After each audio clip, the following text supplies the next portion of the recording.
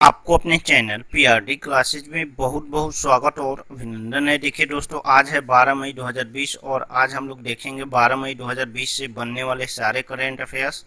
और हम लोग 11 मई का करेंट अफेयर्स रिवाइज भी करेंगे और 11 मई में जो 2 प्रश्न पूछे गए थे उसका आंसर भी देखेंगे। और देखिए दोस्तों, आज मनाया जाता है पूरे विश्व में अंतर्राष्ट्रीय नर्स दिवस, यानी कि आज 12 मई को अंतर्राष्ट्रीय नर्स दिवस मनाया जाता है। तो देख लेते हैं कल 2 प्रश्न कौन थे। तो 2 प्रश्न थे कि हाल ही में भारतीय मूल की कौन महिला अमेरिका में न्यूयॉर्क संघीय अदालत में न्यायाधीश के पद पर नियुक्त हुई हैं। तो ये हुई हैं सरिता कुमाटी रेड्डी। सरिता कुमाटी रेड्डी हुई हैं। और देख लेते हैं अगला प्रश्न। तो अगला प्रश्न है कि विदेशों में फंसे भारतीयों को घर वापसी के लिए सरकार कौन से अभियान चला रही है। तो देखिए दोस्तों, 2 प्रकार के अभियान चलाए जा रही है।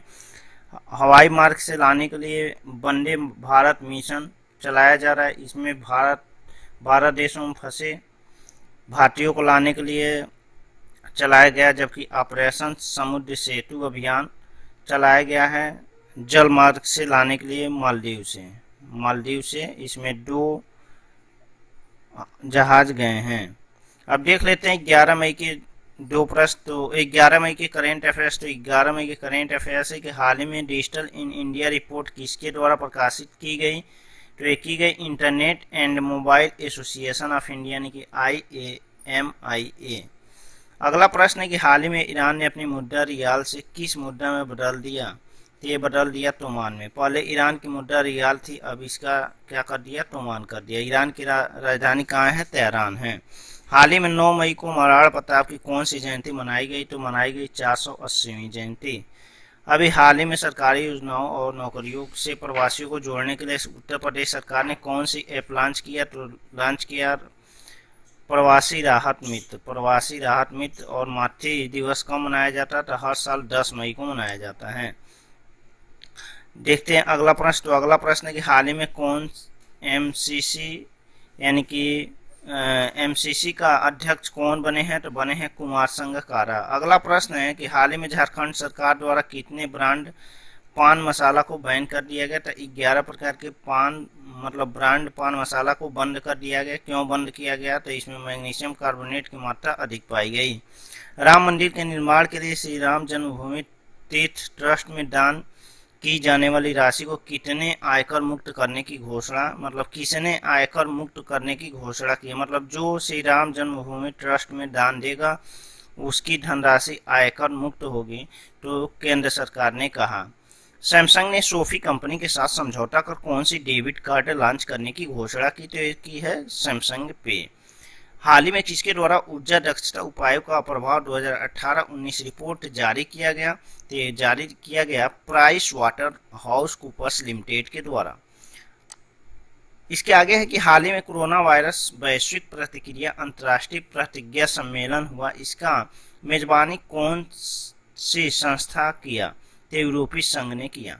अगला प्रश्न है कि निम्नलिखित में से किसने कोविड-19 निदान हेतु फेलुदा सूचना हस्तांतरण के लिए जीनोमिक्स और एकीकृत जीव विज्ञान संस्थान के साथ समझौता ज्ञापन पर हस्ताक्षर किया। तो ये टाटा ने।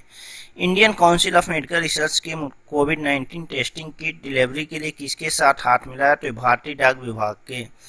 अगला प्रश्न है कि एशियन इंफ्रास्ट्रक्चर इन्वेस्टमेंट बैंक के कोविड-19 आपातकाल की स्थिति में भारत को कितने मिलियन डॉलर ऋण देने की घोषणा की। तो 500 मिलियन डॉलर देने की घोषणा की। अब देखते हैं आज का करेंट अफेयर्स। तो 12 मई का पहला करेंट अफेयर्स है कि मध्य प्रदेश सरकार ने मजदूरों की दैनिक मजदूरी बढ़ाकर 8 घंटे से कितना घंटा कर दिया है। देखिए दोस्तों, मध्य प्रदेश राज्य सरकार ने मजदूरों की दैनिक मजदूरी 8 घंटे से बढ़ाकर 12 घंटे कर दिया है। 8 घंटे से बढ़ाकर 12 घंटे कर दिया है। यहाँ के मुख्यमंत्री हैं शिवराज सिंह चौहान। कौन है, शिवराज सिंह चौहान है। जबकि यहाँ के राज्यपाल कौन है। तो लालजी टंडन है। और इसका राजधानी कहाँ मध्य प्रदेश की। तो मध्य प्रदेश की राजधानी भोपाल है। अब देखते हैं अगला प्रश्न। तो अगला प्रश्न है कि हाल ही में हरिशंकर वासुदेवन का 68 वर्ष की उम्र में निधन हो गया। वे क्या थे। तो वे एक इतिहासकार थे। एक इतिहासकार थे जिनकी मृत्यु कलकत्ता में 68 वर्ष की उम्र में हो गई। तो यहाँ से 2 प्रश्न पूछे जाएंगे कि शंकर वासुदेवन किस क्षेत्र से जुड़े थे? तो इतिहासकार थे। और कितनी वर्ष की उम्र में हुई? तो 68 वर्ष की उम्र में इनकी निधन हो गई। अगला प्रश्न है कि हाल ही में सुंदरबन राष्ट्रीय उद्यान में बाघों की संख्या 88 से बढ़कर कितनी हो गई है? देखिए दोस्तों, 88 से बढ़कर 96 हो गई है बाघों की अब संख्या सुंदरबन राष्ट्रीय उद्यान में। ये है कहाँ? तो है पश्चिम बंगाल। पश्चिम बंगाल में सुंदरबन डेल्टा है जो गंगा नदियों द्वारा बनाया जाता है, उसी में राष्ट्रीय उद्यान है। यहाँ पे मैंग्रोव वन सबसे अधिक पाए जाते हैं। अब यहाँ पे जो सुंदरबन राष्ट्रीय उद्यान है इसको विश्व धरोहर में भी स्थान दिया गया है। और इसमें अब बाघों की संख्या पहले 88 थी, अब कितनी हो गई है? 96 हो गई है। अगला प्रश्न है कि हाल ही में कौन सी संस्था ने कोविड-19 के लिए पहली स्वदेशी एंटीबॉडी डिटेक्शन किट बनाया है? तो बनाया है national institute of virology Pune, यानी कि यहाँ पे ए ऑप्शन सही है। अगला प्रश्न है कि रक्षा मंत्रालय ने टाटा पावर के साथ कितनी एयरफील्ड्स को आधुनिक करने के लिए समझौता किया? तो देखिए दोस्तों, रक्षा मंत्रालय यानी कि रक्षा मंत्रालय कौन है? तो राजनाथ सिंह हैं।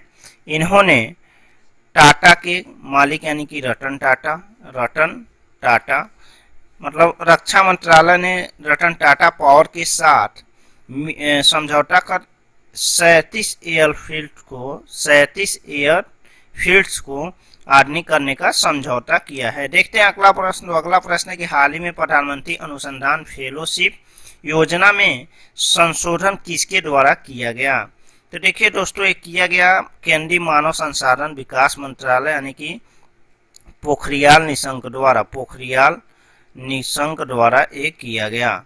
पोखरियाल निशंक कौन है? तो मानव संसाधन विकास मंत्री यानी कि एचआरडी मिनिस्टर है इस समय, इनके द्वारा किया गया। तो देखिए इसमें हुआ क्या? तो न्यूनतम सीजीपी 8 या इसके समतुल्य, मतलब इसमें देखिए दोस्तों, जो गेट था उसमें 750 पॉइंट से घटाकर 650 पॉइंट कर दिया गया। यह एक संशोधन हुआ।